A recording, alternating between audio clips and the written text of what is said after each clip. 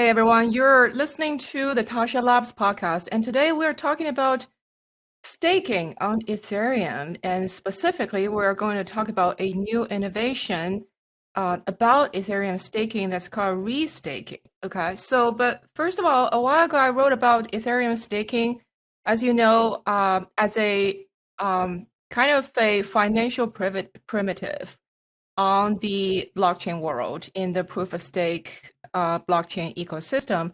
And as you know, Ethereum moved to proof of stake fully last year. And in the proof of stake model, validators lock up a chunk of their capital to earn a right to validate transactions. And if they cheat, that capital will be taken away, right? So that's the model. And they obviously earn rewards for validating transactions. So even though that system is not designed as sort of a business model or financial product, de facto, I think, if you consider the blockchain, public blockchain as a kind of a digital economy, that kind of proof of stake model essentially provides a financial primitive, just like, the closest analogy I would give is like US Treasury bonds or, any country's treasury securities. And that kind of primitive is the proof of stake staking reward is serving in the blockchain world. So that's my view about how I approach and think about the staking model. But today I invited the founder of EigenLayer to talk about their new product and their new innovation, basically opening up the design space around the Ethereum staking. I think there are a lot of economic issues around this that's really fascinating. So I'm really looking forward to this. But anyway, Sreeram, how are you doing today? Excellent. Thank you so much, Tascha, for bringing me on. I've been looking forward to it. Thank you for the opportunity. Yeah, sure. So just to get us started, why don't you tell us a little bit about EigenLayer and what kind of problem that you guys are solving? Yeah. Since this is a more economics-focused podcast, I'm going to start with an economic lens. If you look at all of blockchains, any decentralized application that is built on blockchain, you could separate, you can ask what is the essential ingredient of a decentralized application. And the essential ingredient is decentralized trust. So everything that is we call as part of the crypto blockchain space is essentially underpinned by decentralized trust. And, from an economic viewpoint, a good that is so fundamental needs to have its own markets. We need to have marketplaces for buying and selling decentralized trust, for pricing and, understanding the dimensions of decentralized trust and commoditizing it. So EigenLayer is the first marketplace for decentralized trust. You can just buy and sell raw decentralized trust. That's it. It's a two-sided marketplace. There are people producing this good called decentralized trust. There are people consuming it, and we just help make that market. Okay, when you say decentralized trust, I mean, it's a kind of an abstract thing, right? You cannot touch it, you cannot eat it. So what exactly are you selling and buying? That's a great question. So what is decentralized trust? And let's try to get to the heart of this question. And I'm going to use Ethereum as my driving example here. Bitcoin first started with this idea of hey, I'm creating this, blockchain on which you can transact Bitcoins. Bitcoins are created, Bitcoins are transacted. That's the two primitives that you can do on top of this, blockchain. And to enable this, there is a way that I'm creating permissionless blockchain, but underwriting that permissionless blockchain is this proof of work. So that this is the Bitcoin model. And if you ask the question of, hey, I want to create a new application, let's say, instead of Bitcoin, I want to create a, domain name system, some kind of internet registry, whatever other thing that you want to create, pre-Ethereum, what you would have to do is you would have to go and spin up your own decentralized either proof of work or some other network on your own, right? Every new idea, every new innovation needs its own like decentralized trust, which is in this case like coming from proof of work, right? So you could say specifically every new network needs its own proof of work. Okay, this fragments security into small islands, one for each new application, and every island has to build its own decentralized trust. So this was the pre-Ethereum state. And what Ethereum did is build the first marketplace for decentralized trust. That's my way of phrasing it. But this marketplace for decentralized trust is somewhat limited in scope. So what did they do? The Ethereum basically said, any application can now come and reside on top of this common blockchain. You just have to write the program in the Ethereum virtual machine, some common framework. And then you can come and write this program and throw it on top of this like common framework. And you're basically, so what is the economy between the decentralized application and the Ethereum blockchain is the application is consuming trust and paying a fee. Right? That's the transaction fee.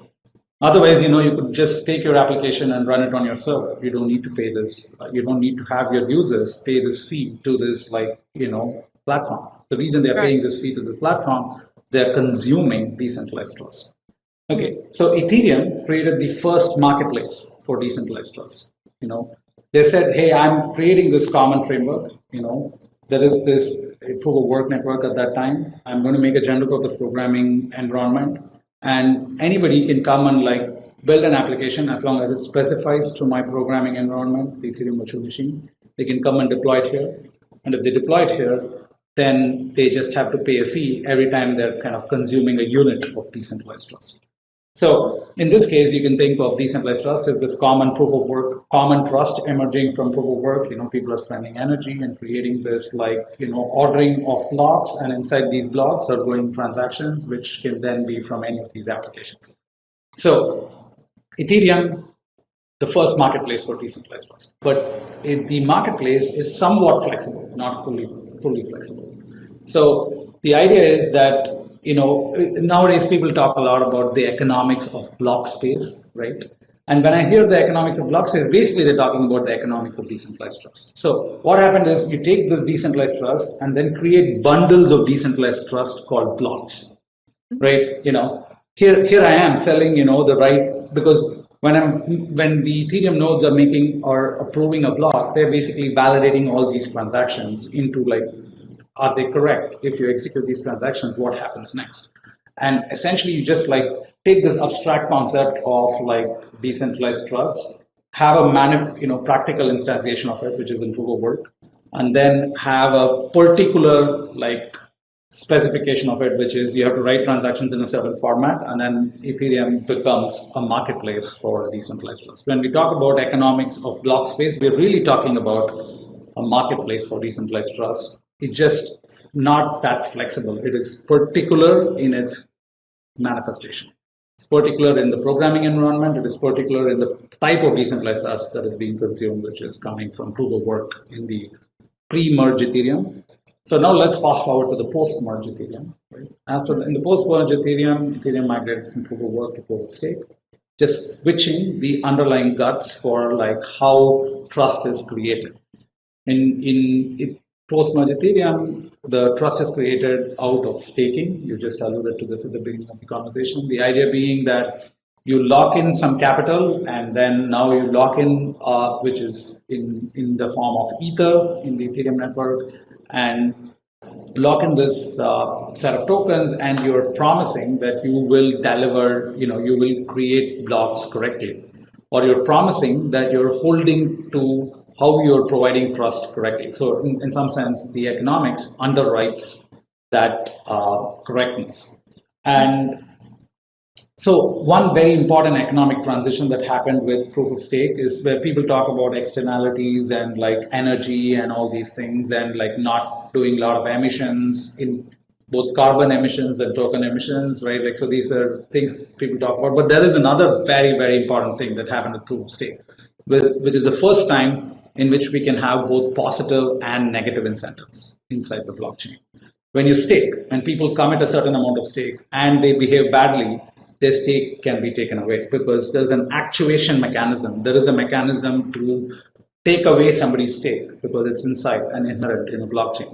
There's no actuation mechanism to go and burn somebody's mining equipment, which is, in the proof of work era. So to run a digital economy, which you talk about a lot in this podcast, or a digital nation state or anything like that, you need internal positive and negative incentives. And basically, Ethereum kind of pioneered this idea of things like slashing, the idea that if you behave badly inside the protocol, your tokens can be taken away. So that's you can think of the Ethereum decentralized trust. You asked me, it's like a vague, in the air concept. How do you bring it down to earth and like manifest it?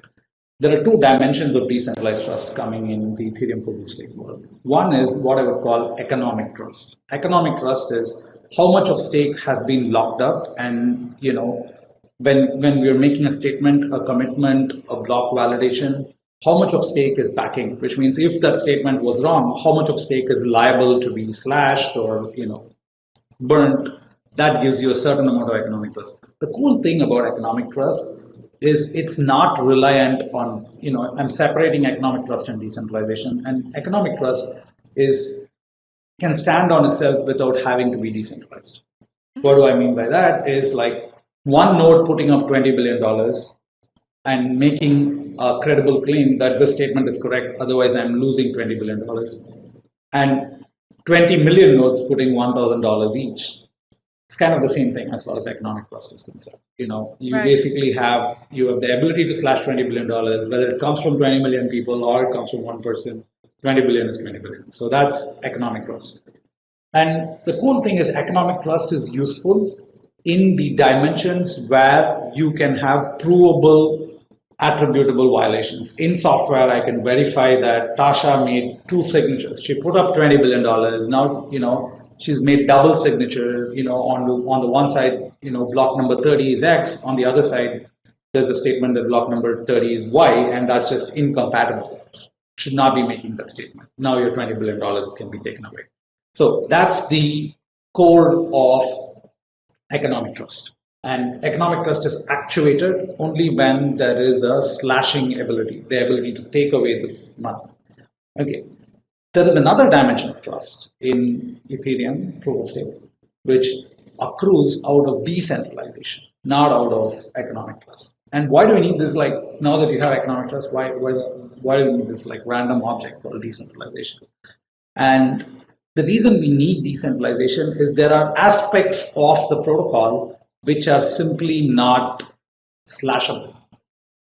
To give you an example, what if the group, if one person, Tascha, has put on $20 billion, and if she makes incorrect statements, that is provable in the protocol, because you should never be able to make a statement that somebody sent money when they didn't send the money, because you have that cryptographic signature, it's attributable. But what if Tascha doesn't include some people's transactions, right? Like, she's put on 20 billion, she's the only person running the network. She doesn't include like anybody's transactions who hasn't given her a bribe. Okay, do that. Now that's a problem. That's a huge problem, right? It's a violation of the protocol liveness, which means you cannot have new honest people wanting to transact with the blockchain have been blocked out. And there's no redressal if you had just economic trust, because there's no way for all of us to know that, Tascha is not including the transactions, or Tascha got the transactions or didn't get the transactions, because there is no objective way to know what transactions were floating around in the network. So one way of thinking about it is the transaction mempool is like kind of like a river flowing. And what's happening is the block producers are taking a snapshot and freezing it in time and saying that's the block, right? Like the river of transactions flowing through the mempool, and then you just freeze it and take a snapshot and then upload it and call it the block, right? Now, whether you're doing it correctly or not is not attributable, because somebody has to be sitting by the river side to know like what the river was at the time, and that's just not a simple, easy thing to attribute back. Okay, so there are like extreme mechanisms in the Ethereum protocol. Ethereum is one of those like absolutely insanely well-designed proof of stake protocols where like there are mechanisms. For example, the community can come together and like slash Tascha, because she's not including anybody's transactions. When it's very egregious, when we can get societal agreement, there is a way. There is a way in the Ethereum protocol to do it actually without doing a hard fork. It's called user-activated soft fork. This is a very, very cool method that Ethereum pioneered for just because in proof of stake networks, there's this concept of finality and so on. It's very difficult to do this, but Ethereum has a way of doing it. But the end of the day, the point is to slash somebody for misbehavior, which is not provable and algorithmic, requires like the entire Ethereum community to agree and so on, and it's just highly contentious and should not be used. So I talked about one dimension of decentralized trust, economics, and that's simply insufficient to manufacture enough trust to have a working, functioning blockchain system, permissionless blockchain system. You need another dimension of trust called decentralization. Decentralization is the idea that not one person has the $20 billion, like many people are putting in and running nodes. And why this is important is even if Tascha excludes the transaction, Sreeram can include the transaction in the next block, or somebody else can include a transaction in the next block, because everybody's rotating and there are many independent actors in the node. And the assumption is a majority of the actors will not collude. So when we're talking about decentralization, we're basically inducing a level of collusion resistance by having many independent actors have independent incentives to actually try to include those transactions because they're earning this small incremental additional fee. So okay, so all right, all that. Thanks for explaining. But let's just say, set that part aside. Now Ethereum, let's just assume it's got that decentralized trust settled, resolved, pat down, all good. What's the problem? The problem is now you can only use decentralized trust. This is like taking crude oil and then manufacturing a particular derivative, and then you can only sell that. That's what Ethereum is selling today, is basically taking this crude oil of decentralized trust and then refining it further and further and saying, I'm selling basically EVM blocks. That's what I'm selling. And what EigenLayer does is to give you hooks into the decentralized trust natively. So what you can do is you can come and say, hey, I don't like this Ethereum consensus protocol because whatever you write into the EVM, it's going through this particular coordination and consensus protocol. And it may have its own scalability limits. It may have its own set of features and deficits. And when you want to create a new consensus protocol, a new way for nodes to coordinate, you cannot do it inside the EVM. Ethereum does not have a hook for you to sell decentralized trust at that level, at the raw level, at the distributed system level, at the level at which you can go and say, I can reprogram every node, what they're doing, how they coordinate, how they arrive at consensus. No hooks for you to do it. EigenLayer is a marketplace for raw decentralized trust.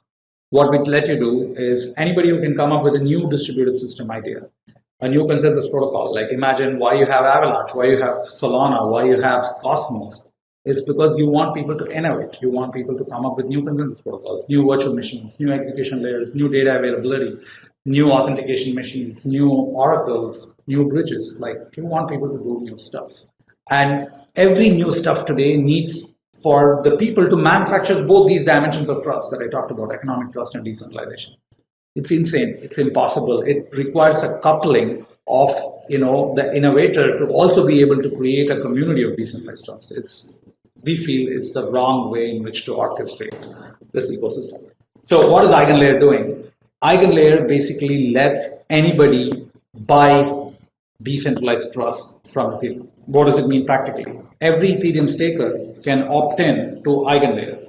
Every Ethereum staker can opt in to EigenLayer and then promise that not only they're validating Ethereum blocks correctly, but they're also validating any new service on EigenLayer correctly.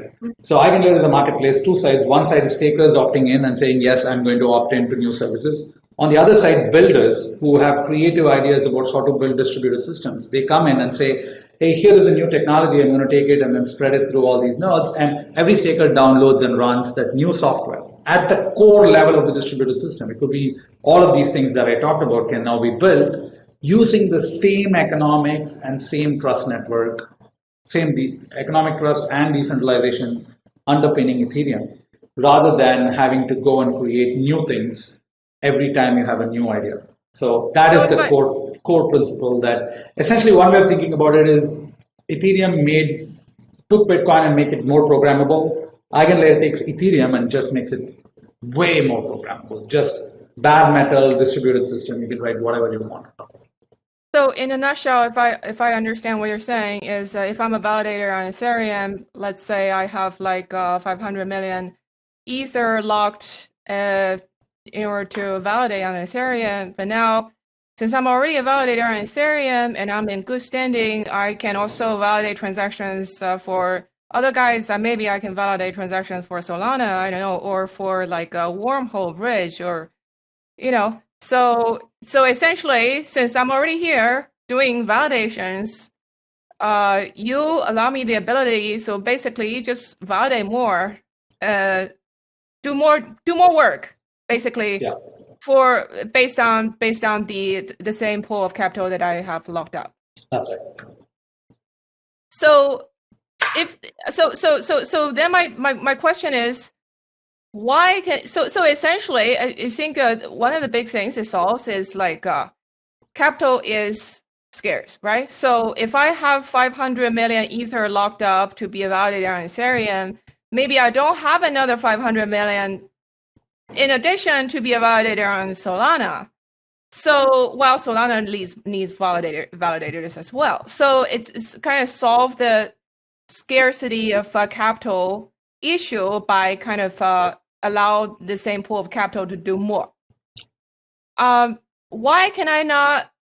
I don't know if this is technically feasible, okay, but you have liquid staking on Ethereum, right? So Lido basically is like a bank. I don't want to call them a bank.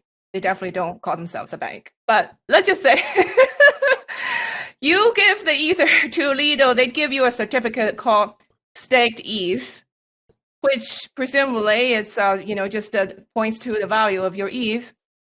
Why can't I just stake that? Well, use that like a staked ETH, which is another token, as like a staking bond on some other new protocols in order to validate other protocols as well. Yeah, you can, and in fact, in EigenLayer we allow it.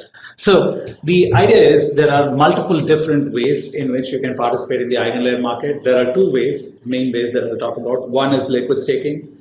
You just take a liquid staking token like the Lido stake ETH and then deposit it on EigenLayer, and then now you can validate it in many protocols. The other part is you can do what is called native restaking. You don't want to trust a bank, right? We talk about bankless and other things in this space.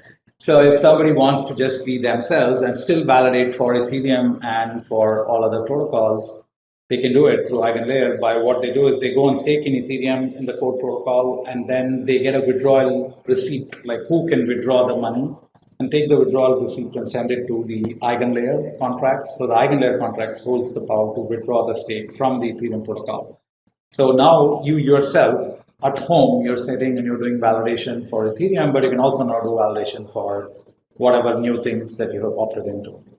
The difference between even if we just take the liquid staking part, the difference between EigenLayer and like each new protocol saying that just drop, deposit state ETH here, is that EigenLayer is a source of pooled security, right? Once you have enough people on EigenLayer, they can restake on any number of protocols. So that's like having a common pool of security that participates in many, many things, as opposed to each protocol now has to compete for the stake ETH, right? Like there are 30 protocols, there's Solana, there's Cosmos, there's like Wormhole and all, and they fight, and like the total amount staked on each of them will be 1/30th at best. So instead, on EigenLayer, the same pool of capital validates all of these different things, depending on who opts in, who has the infrastructure. At the extreme case, all the stakers opt in and validate all these services.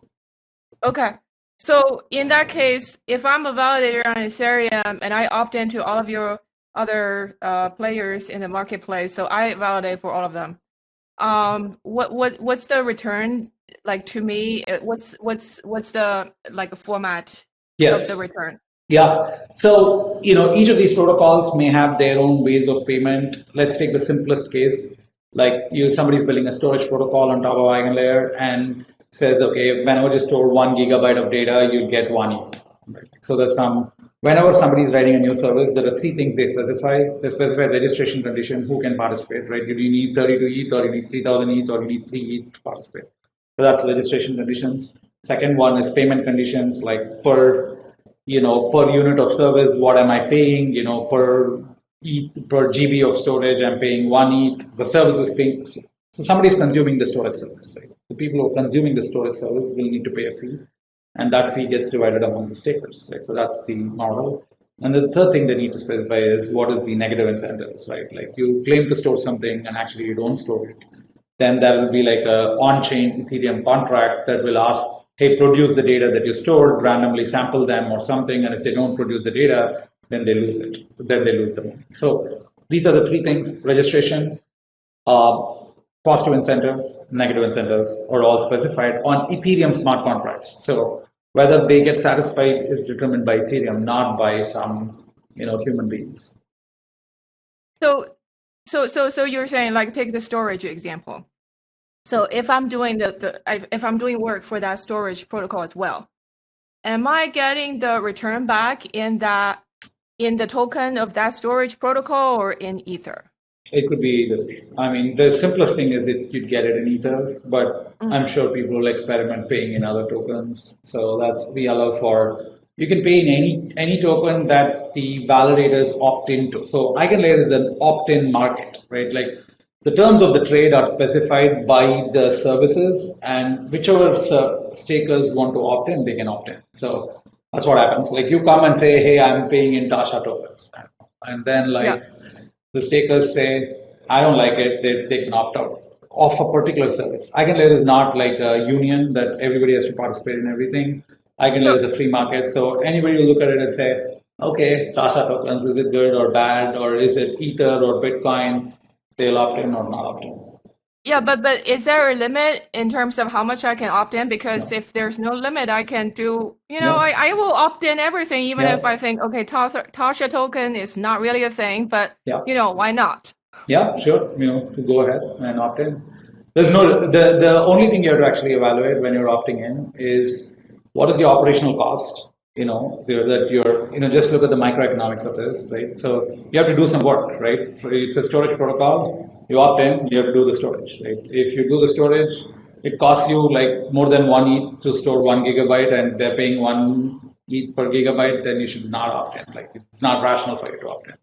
So that's the operational cost. Then you're also taking some risk premium. The risk premium is that you have to make sure to comply to the conditions of the slashing contract. Like they are basically saying that if you don't store, you will lose your deposit. Like you may lose your entire 32 ETH. And you have to look at it and understand what that contract says. And when you're opting in, that's the terms of service is returned into the service contract. And you say, I opted into this service contract, and the service contract says it will randomly sample nodes and they have to produce the data. And if you don't produce the data, it will slash X amount. Maybe that's 1 ETH, maybe that's 32 ETH. And you have to look at it and say, oh, is the risk worth it for my return? Number one, risk plus operational cost, is it greater than the fee that you're receiving? That's how any transaction works. And that's exactly how you should do it. So if I understand correctly, that risk for me, presuming if I'm an honest player, so I don't make any deliberate mistakes, but it could be mechanical or it could be smart contract risks or technical mistakes. Your node got shut down.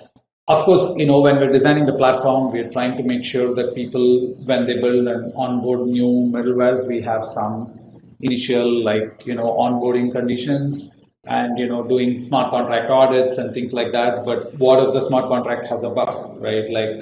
And so on. So you should just be careful when you're opting in. And it's just the same as anywhere else. When you're staking, there are slashing conditions. And if there are slashing conditions in a new protocol, you may be subject to it. So you have to make sure to vet all of them before opting. Okay.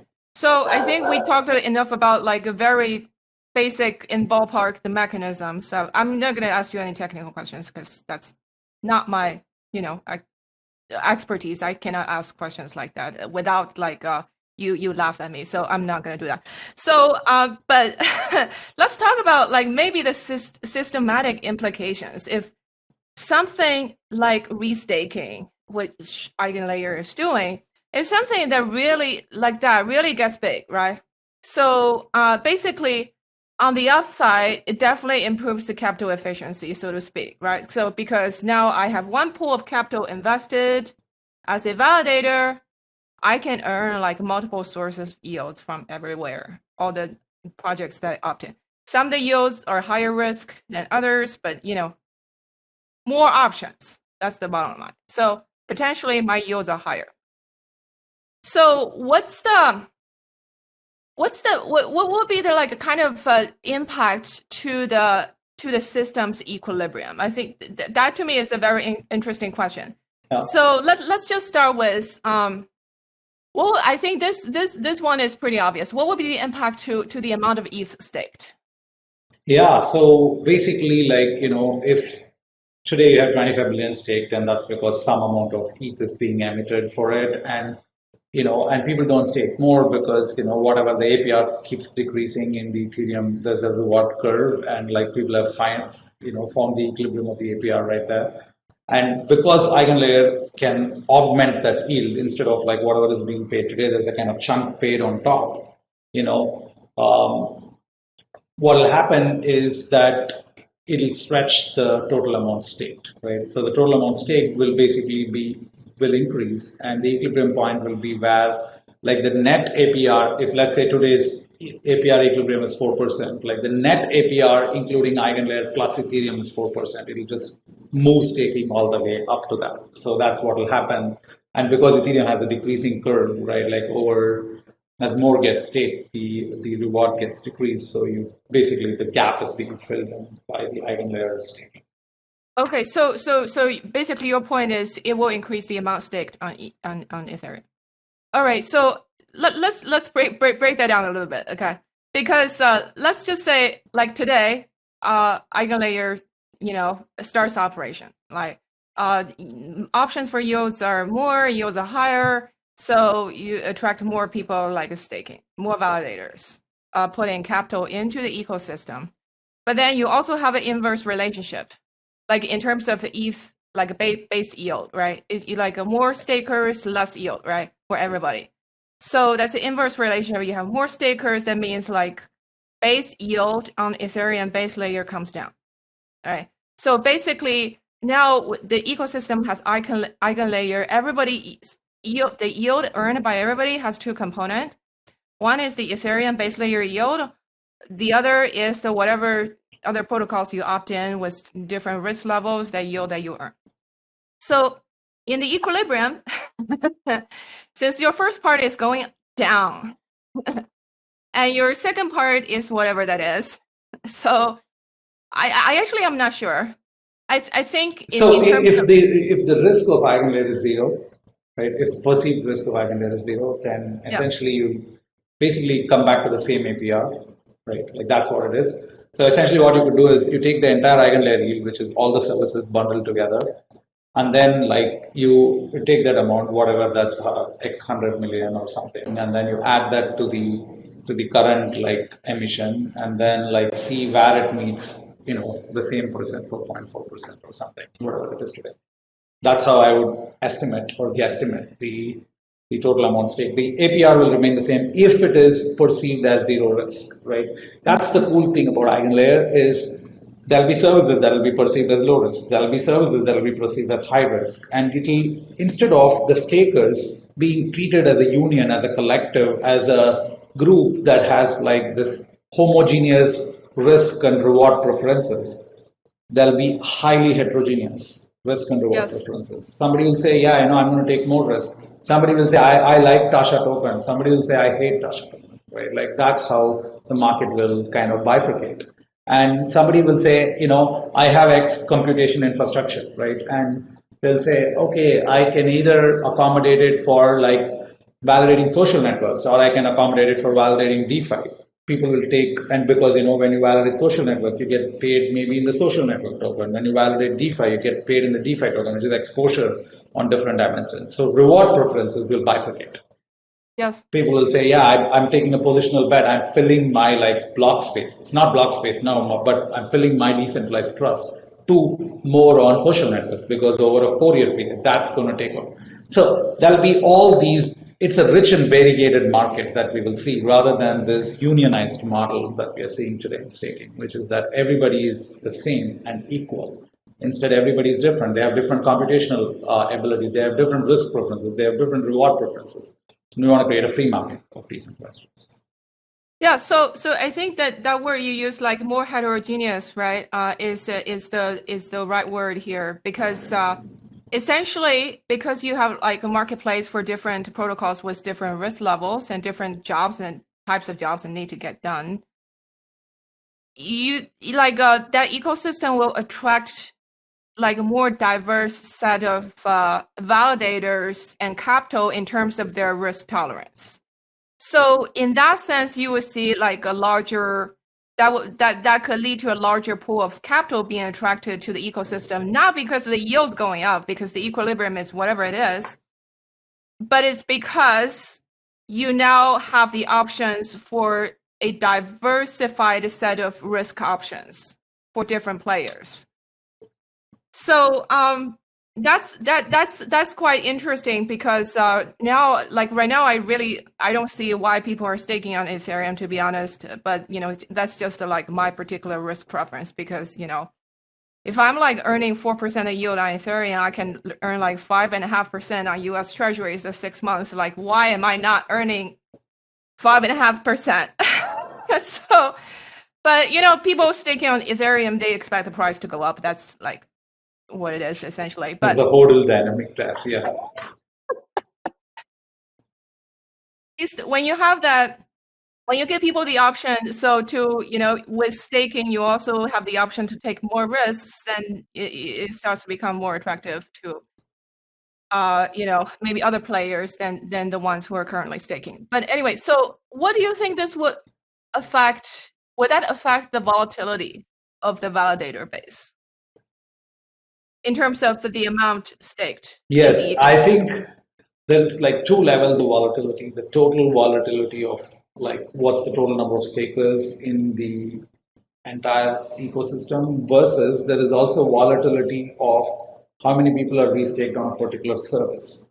I expect the second one, like the volatility of stakers in a given service, to be very like dramatic, right? Like people will say, oh, this is not a very interesting service, nobody's using it, blah, blah. And then suddenly you're like, oh my God, this is like such an awesome thing, like there's a new token.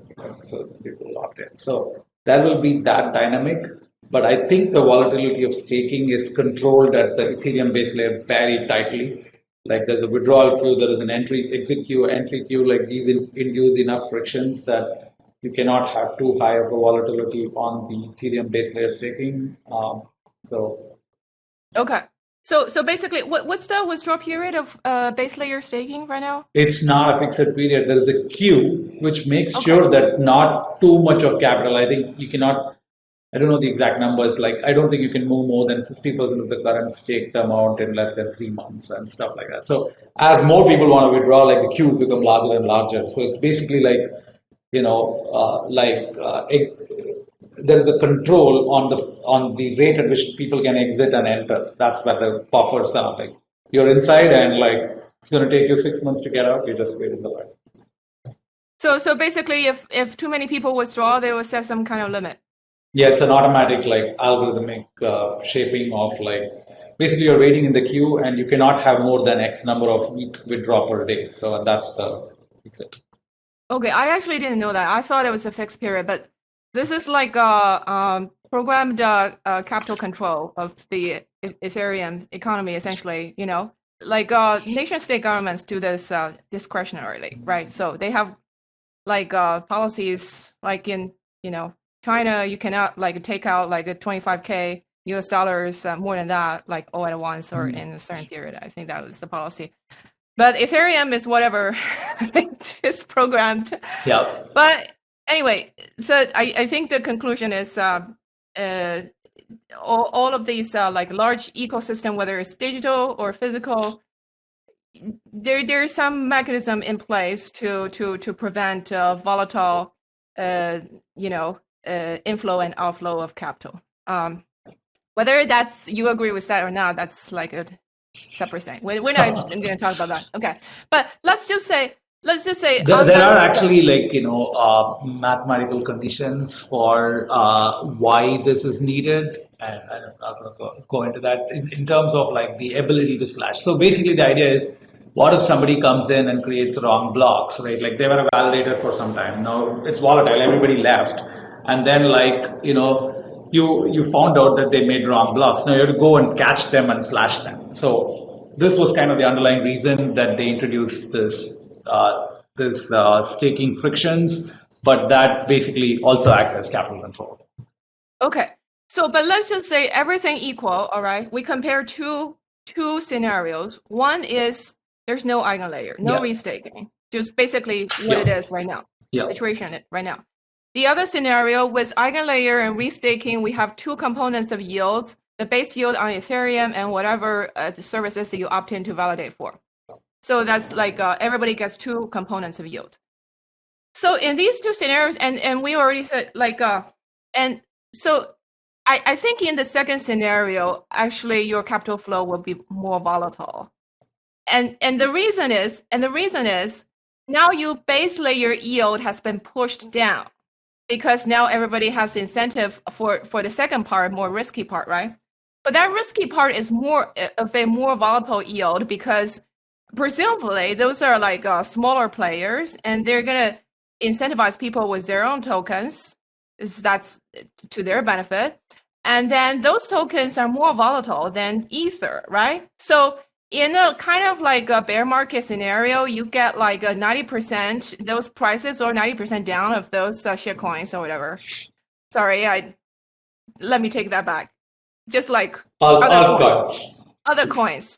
So and then you suddenly your yields get dramatically dropped, right? This is already there in some sense in Ethereum in terms of MEV, right? Right now, the APRs due to the core protocol are like 4.4, and then like APRs due to tips and MEV are like 2 to 3%. So already this is, and the tips and MEV obviously has the similar dynamic to what you're talking about. So there is some aspect of it already. Maybe it'll increase. Maybe instead of this like variable part being 2 to 3%, maybe it becomes 4 to 5%, and that'll have some effect. Absolutely. But this is not a non-existent part, right? Already fees is a part, and fees has become, unlike Bitcoin and other ecosystems, fees is a dominant portion of the Ethereum ecosystem.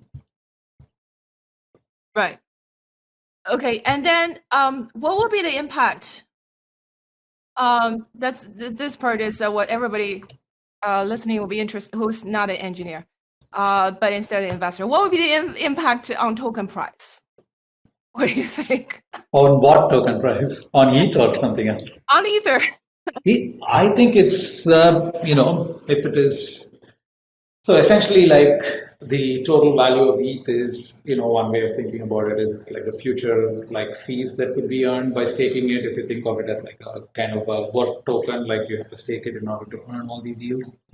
So it's possible that like because of the total future fee opportunity has gone up from just making Ethereum blocks to making blocks for any decentralized trust network that can be supported through this kind of a mechanism. One would assume that it's very bullish, but we're not financial investors, not giving financial advice. Yeah. So everybody, did you hear that? This is not financial advice, okay? So not financial advice. We don't know what's going to be the impact on Ether, but I think if let's go back to our first question. So we said like maybe potentially it will increase the staking rate, right? Yeah. Increase staking rate on Ether, right, on Ethereum. So more Ether will be staked in that scenario with restaking. So it could be more stake, meaning less floating in available for transaction. Could be like one driver. I don't know. Yeah. So so one question, Tascha, I don't know if you've thought about this, like time lock staking, where like, that's something that we're thinking about, where you say that, hey, what if, you commit to restaking, you have to stay, like impose frictions, like when you enter, you already commit that you have to stay at least like X amount of months. I don't know if there is a good analogy for something like this from macroeconomics. What's the purpose of doing that? The purpose To of doing reduce that is to the like reduce volatility? to reduce the volatility.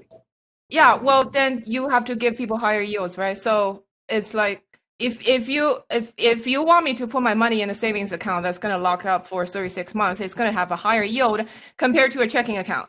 That's right. So at the end of the day, it becomes an equilibrium of whoever goes where that fits their time and the risk preference. Exactly. So I think that's one thing that, to give, for example, services some assurances of like, that there may be ways where stakers can make additional commitments and say that I won't exit, contractually for some period, and then that basically guarantees for a certain service a certain amount of staking. But of course, like you're saying, they have to pay this temporal risk premium to these guys.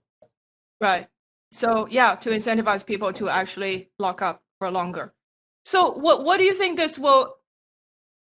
So for Ethereum, it's probably the impact is not as big as compared to like individual protocols who actually opt like that use EigenLayer to attract validators, right? So because those are smaller. So what will be the security impact on those? Because if I'm like a new layer one chain, I don't know, or I'm a bridge Oracle, yeah. or Oracle, which is like the type of clients that will use your service. So I could just go out there and try to attract my own raw validator set, right? So in this case, you made it easier for me because you already have a pool of capital sitting there already validating, and I can just attract some of those people. But then, how does the risk profile compare of these two scenarios of I doing it on my own and I use EigenLayer? Yeah. Risk profile to the service, right? The first point is for the staker. I just wanted to like reiterate this point that like yield on like staking is very different from yield on DeFi, where you're basically underwriting price risk, and that's how you're earning any yield. Whereas on staking, the way you're earning yield is due to a certain information asymmetry. The information asymmetry is you don't know if you can trust me, right? And whether I'm running the right software, and I won't change my mind and run like malicious software any day. And I'm kind of putting my money down and saying that, yeah, I'm just running the right version of the software. So, validation yield is predicated on this information asymmetry between like you and me, like you, the buyer of the validation service, and me, the provider of the validation service. Therefore, when I'm opting into like 10 or 20 or 1,000 validation services, as long as I know that I'm doing the right thing for all of those services, which is fully in my control, it's very different from getting my like stake 10x leveraged or 100x leveraged on a pricing platform where if the price moves 10%, then I'm liquidated, right? Like that is a very different set of things that people kind of like put all of this and say, oh, it's all leverage. It's not. We are just making things more programmable, making it free for you to enter into credible commitments and contracts based on your money that you have put in. Okay, so that's on the staker side, but you're asking on the service side, like if I'm building a module, which of these, like how do I compare? So this is tricky to compare because EigenLayer in the primitive or the version 1 that I'm talking about is offering pooled security. Let's take the extreme version of EigenLayer where everybody opts into everything, right? Whoever is in EigenLayer is opting into everything. Let's take this version. It's not the case, like I said, it's a free market, people can opt into subsets, but let's take the most leveraged version, which is everybody's opting into everything. Now, it's of course going to be very easy for you to attract, $10 billion like restaking, even if like you are providing very small amount of yield because everybody's adding on to that yield and sustaining the $10 billion of capital. It's not you alone who's sustaining it. So you can get a much larger pooled security on EigenLayer, as opposed to if you went your own way and said that I'm giving rewards on my own and just put ETH or some other thing down just for my service, maybe you'll get $10 million of security because you're sharing it with 1,000 other people here, you're getting 10 billion of security there. So I think security has this like non-linearity, which is, it's very, so now to attack your system, I have to You could say like, people are putting this 10 billion and they can attack all these systems together. And that's just much, much more difficult than attacking, than a $10 million pool attacking one protocol is very difficult from a $10 billion pool attacking 1,000 protocols. Just the scale of coordination, the scale of, after I do the attack, can I actually take away my money? Is there liquidity in exchanges? Are they going to figure out, is the real world going to lock me up? There are a lot of issues that basically make security harden in a pool security manner. In fact, I would contend that this is the reason why Ethereum took off. When Ethereum started, there was exactly the same concern. You could say, hey, why am I like sharing security? Every dApp is sharing security on a common pool. That's what's happening in Ethereum. Right? Every dApp is sharing security on a common pool.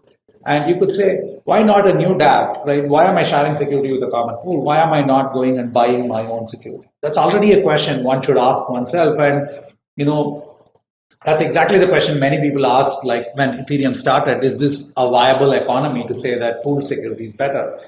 But we think actually, and the Ethereum thesis shows clearly, the Ethereum, how it is played out shows clearly that people value pool security a lot. And pool security has this hardening, which is that at a certain scale, you're like, oh, this is enough security. Like Ethereum has 25 billion stake today and has 400 plus billion like economy on top of it, right? And it's because if you attack this, theoretically the $25 billion of stake could attack like the entire economy and take 400 billion away. But that's not how it works in practice, because if you attack that, like how are you going to get money out and move all these things out? Everybody knows you made an attack.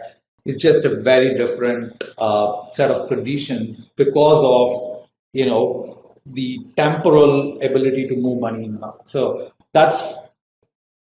security has this hardening. Pool security is better because of this hardening, and it's much better for 1,000 protocols each to pool and have a $10 billion of security than to have 1,000 protocols, each of them have, $10 million of security. So that's really the dynamic that is at play in EigenLayer. But one thing that you're losing when you're coming to pooling is that when you have your own independent like security model, when you have your own $10 million of security for your particular application, the benefit that you have is if that goes wrong, you can slash and use it for a purpose. For example, compensating victims or harmed parties inside your own like blockchain, inside your own application, inside your own Oracle. Nobody's doing this today. I think this is the right structure, that whenever there is a slashing, there should be an accompaniment way of redistributing the slashed amount to the harmed parties, because you found the thief, right? Like, and you get the money back from the thief, but you have to give it back to the guy like who lost the money. So, and that flow is not yet complete. And we are thinking through like various ways. One way is like buying insurance bonds against flashing on EigenLayer. Like, for example, you buy like insurance bonds. So there is $10 billion of common stake, and whichever service, let's say you're running a bridge service and you're very worried about like, how much individual security am I getting? You could say whenever there's a common slashing. So there are two problems that we kind of resolve together. One problem is when there's a common slashing event, where people misbehave across tens of protocols, how do we divide the slashed amount across these multiple protocols? And the way we do it is using, this is not in V1, but we'll do it in V2, which is through like an insurance bond that you have bought against flashing. So you as a service hold like a portion of the $10 million worth of a bond, which says that if slashing happens, which only happens if there is a provable malicious thing, then you get that portion of the money as a bond. So you can have individual attributable security as well as pool security built together in a common framework. So that's how I see. Well, can you tell us about EigenDA, because that's a kind of a product that uses your base layer, right? So that's right. Yeah. So we built this like broad-based like marketplace for decentralized trust, and like one of the things we have to do is to bootstrap this platform. We have to build services, and these are infrastructure services that take time to build. So we bootstrap our platform by building our own first service, a data availability protocol. And if you look at the layer 2 modular ecosystem today, one of the things that's happening is like all of the computation is outsourced, and the only thing that the layer 2 rollups have to do is to publish the inputs to the computation, the transactions on the Ethereum blockchain. So the cost dynamic of that is that like every transaction needs to be kind of published on the Ethereum blockchain. So this what we're building is a layer which just does this, because we can absorb a portion of the Ethereum trust, we can have new advances in the distributed systems be used to build scalable data availability protocols. And the idea is, instead of publishing data that goes to every node and every node has to download and store the data, in this like EigenDA system, every node only downloads and stores a small fragment of the data. But together, all the nodes have enough data. And even if a lot of nodes go away, even if 50% of the nodes go away, you can reconstruct the rest of the data from the remaining, you can reconstruct all the data from the remaining nodes. So that's the core principle of EigenDA. It uses like array-shape codes and polynomial cryptography. We won't get into it. But the core thing is use Ethereum Trust, run like the best ideas out there and how to build scalable data publishing protocols. And that's what EigenDA is. Just to give a sense of numbers, Ethereum's data throughput today is 83 kilobytes per second. So you imagine, don't use Ethereum to do any computation and any of this stuff. Just use it to publish data. Like, there's a certain data publication fees. You can ask what is the throughput at which you can do it. That's 83 kilobytes per second. When people talk about like Ethereum is the world computer or whatever, like this is insanely low bandwidth to run the world computer. So our theoretical calculations suggest that the system has like, theoretical limits for rate at which you can write data is actually way higher, maybe 6 orders of magnitude. That's an insane claim. 6 orders of magnitude higher without increasing any node requirements. So at the same node requirements as what Ethereum has today, building better distributed systems can increase the data throughput by 6 orders of magnitude. EigenDA is 2 orders of magnitude better. It goes from 80 kilobytes per second to 10 megabytes per second.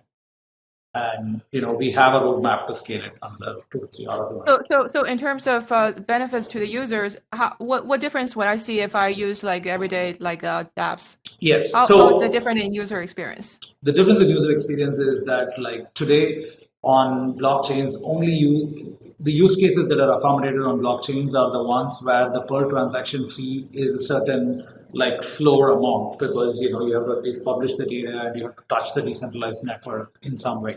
And with EigenDA, what that does is completely transform the user level economics, because now everything can be insanely cheap, because no transaction ever touches all the nodes. Every transaction only touches roughly 2 nodes. And so that transforms the cost dynamics in such a way that pretty much anything you can do on the cloud, you can do on so you can think of the cost basis of give us an example that you cannot do right now on the base layer chain. Yeah, if you want to run Twitter or some social network on top of a base layer chain, that's just simply impossible. And what is the data bandwidth that is going through Twitter or like Facebook, right? It's insane. And the base layer only can handle 80 kilobytes per second. So 80 kilobytes per second is like 1994 personal internet, right?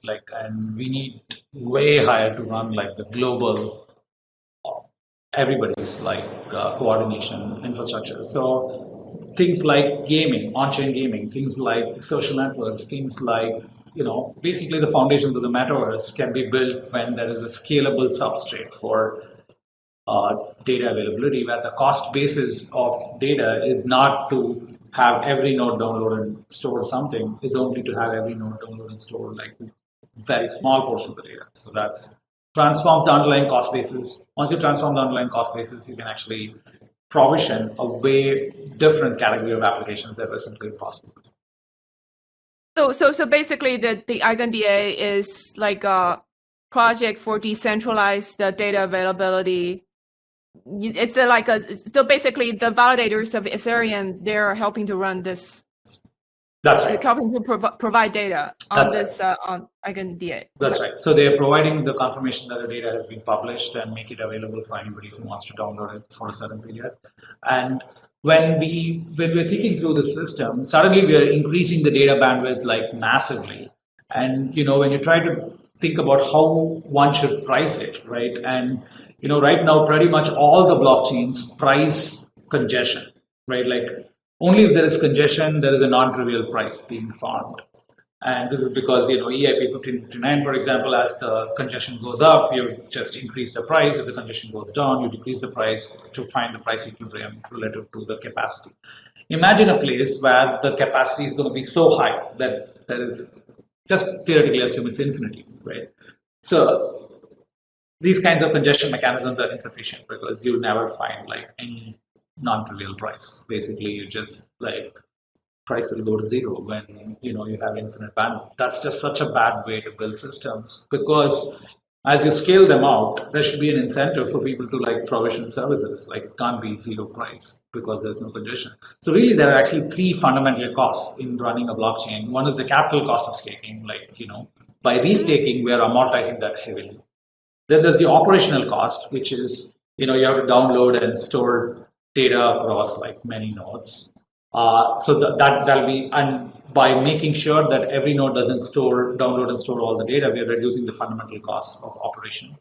And then finally, there's congestion costs. By making the capacity very high, we are reducing the congestion costs. So that's the way that we're operating. But the price itself, instead of thinking about pricing it like all the other blockchains today, we are actually thinking about pricing it like cloud services. Right, like so. People talk a lot about like block space being a valuable commodity. Nobody talks about cloud space being a valuable commodity or cloud space being restricted. The cloud space, the total amount of space on like the cloud will stretch. If you want to store more data, they'll put more servers. They'll buy more. Intel will build more. Like TSMC will build more chips, and everybody will put it together for you. That's the same thing that we want to happen. Is that like the amount of capacity should stretch based on the amount of like demand. And so the mechanisms we build in EigenDA is basically you can come and as an application, you can buy block space for the next 1 year. You can say that, hey, I'm buying 1 Mbps for the next 1 year. So this gives you price certainty, right? Like when you're running an airline, you can't run an airline when your gas prices are like jet fuel prices are uncertain, right? Like it's just, you can't price for the future. So that's the same thing that's happening to dApps today. They're suffering through the negative externality of congestion from somebody else.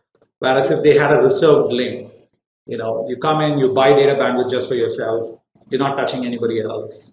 That is reserved for you. And as more people come and ask for more reservation, we can improve from 10 megabytes per second to, like I said, the theoretical limits is of the order of terabytes per second. So over time, we can improve the system. So you're talking about applications that has their own sidechain or rollups. Basically. Yes. Yeah. So we are basically talking about rollups. Yeah. So basically, they do have their own rollups. They're not affected by any other people using other applications, but they can still share the common trust. And like so one of the points about like the common decentralized trust framework that EigenLayer is building is if you ask everybody to validate like Ethereum and Solana and all these things, right? Like it's impossible like for you to validate like 1,000 chains. But what we're doing is by building the DA architecture inherently, essentially for any new thing that you're doing, you're only downloading that portion of the data, right? Like you're only downloading 1/10 of the data because data is spread across all the nodes. So as more nodes join, you just get like inherent scaling. So as more and more services, so our native idea is that like, by building everything modularly, you can actually like get things to scale through the number of nodes. And so every node doesn't have to do all the work redundantly. Okay. So it would be like compared to the rollups today, Optimism or Arbitrum, they're running their own sequencers, whatever. Yes. So the two things that they're doing is that they're running their own sequencer, right? They're publishing the data to Ethereum, right? Publishing the data to Ethereum is costly because now that touches every Ethereum node. Running your own sequencer, on the other hand, is centralized, right? Like why is it centralized? So instead, if there are services on EigenLayer, for example, a DA service, which basically provides similar decentralization to Ethereum, but reduces the cost massively. That's something that's valuable. On the other side, on sequencer, instead of having a centralized sequencer, if there is a decentralized ordering service that is running on top of EigenLayer that can be consumed by Optimism and Arbitrum and others, that would be quite valuable. So these are the types of services we are expecting to be built and actively partnering with different teams to actually build. So in running a rollup, like what's the most expensive part? Like among the different costs that you just today running a rollup, the dominant cost is publishing data to Ethereum. That's the main thing. That's why we're building EigenDA to solve that problem. Okay. All right. Got it. Okay. So how about what's the current status? Like where are you guys are right now? Yeah, we are right now on internal testnet. We built EigenLayer and the first version of EigenDA, and we are having rollups test the system because, like I said, for rollups there is a big benefit. They're reducing the cost significantly, over the next 6 months, we hope to be on the mainnet, between Q2 and Q3. Are you going to have a token? We don't know.